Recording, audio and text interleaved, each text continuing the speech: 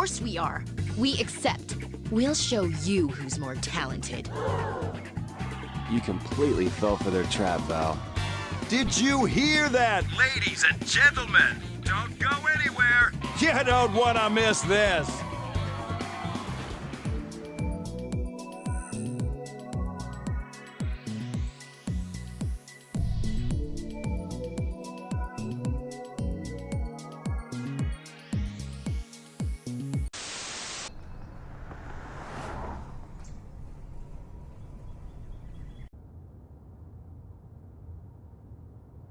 That was an interesting operation, wasn't it? I suppose.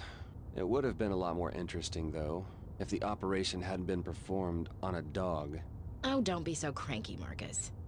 How was I supposed to know that Denny decided to become a veterinarian? He tried to be a nice host, right? Even if he didn't exactly succeed.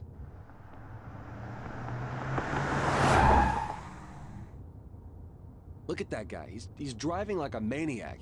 I hope he gets pulled over. Well, I thought it was worth the trip. Really? Me too.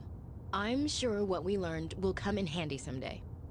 Yeah, like if we ever have to save a celebrity's pampered pooch. I never should have let you talk me into this. All right, I'm sorry. I wasn't thinking straight. I mean, how would you feel if your college ex called you out of nowhere? I totally understand. Just ignore him, Dr. Blaylock. Hey, what's with that police car? There's been an accident. Stop the car. Today's just not my day. Val, Elena, there's something I need to tell you. Okay. Is it about the choice they gave us? No, it has nothing to do with that. It's more of a confession. Back when I was helping the professor with his research, I made a number of genetically engineered mice for use in experiments. There was something different about one of them. It looked just like the others, but it held a terrible secret inside. You don't mean... It happened while I was operating on the subject's kidney. I was excising a tumor. That's when it came into contact with artificial blood and started growing at a frightening pace. That was the birth of stigma. I disposed of the subject and proposed that we put a halt to the research, unleashing a new pathogen into the world in order to study its treatment.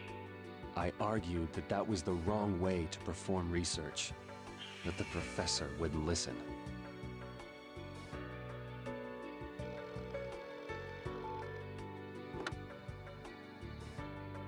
That's why I volunteered to go to Alaska.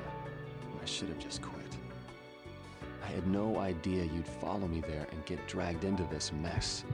Marcus, I can't believe this. I was desperate to study your techniques, but I never imagined that that's why you were there. You realize that I may personally be responsible for the advent of stigma? If it wasn't for me, none of this would have happened. But I want you to know, as a doctor, I've always held the highest regard for human life. Don't be so hard on yourself, Marcus.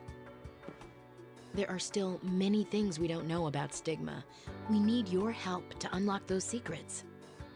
Just so you know, Dr. Vaughn, I'll always be there to assist you no matter what.